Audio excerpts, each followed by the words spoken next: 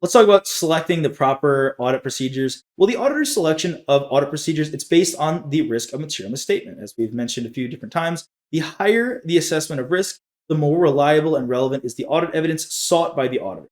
So the higher the risk, the more reliable and relevant audit evidence you want. This may affect both the types of audit procedures to be performed and their combination. So, for example, the auditor may confirm the completeness of the terms of a contract with a third party in addition to inspecting the document and obtaining management's representation. We could, for example, if there's a low risk of material misstatement, you may just need to confirm the completeness of the terms of the contract.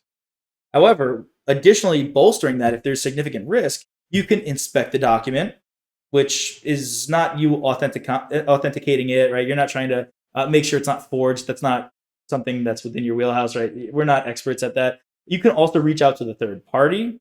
You can obtain management's representation. All of these are additional procedures done for the same assertion, done for the same procedure, but just again, if there's high risk, it's like going above and beyond essentially. In determining the audit procedures to be performed, the auditor should consider the reasons for the assessment of the risk of material misstatement. Essentially, considering that, this considering both the particular characteristics of each class of transactions, account balance, or disclosure, that is the inherent risks, and whether the auditor's risk assessment takes account of the entity's control, which is control risk.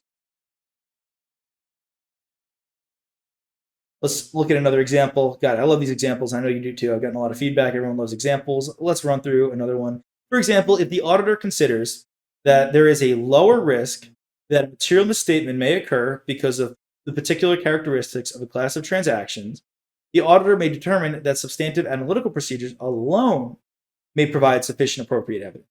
So if there's a lower risk of material misstatement, this is you using your professional judgment. We know that analytical procedures are obviously, we have a whole lesson on that. We know that they're just kind of looking for trends, patterns, using ratios for analyses.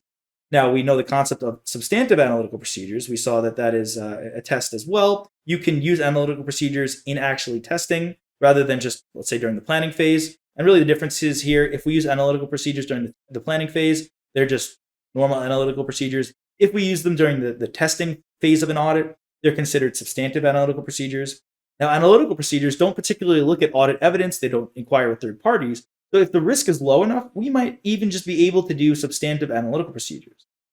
On the other hand, if the auditor expects that there is a lower risk that a material misstatement may occur because an entity has effective controls, and the auditor intends to design substantive procedures based on the effective operation of those controls, then the auditor should perform tests of controls to obtain audit evidence about their operating effectiveness.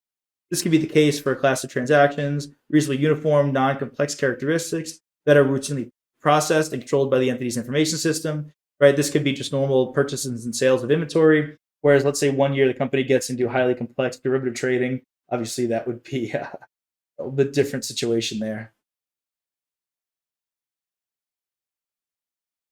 Talk about audit evidence from information systems. The auditor should obtain audit evidence about the accuracy and completeness of information produced by the entity's information system when that information is used in performing audit procedures.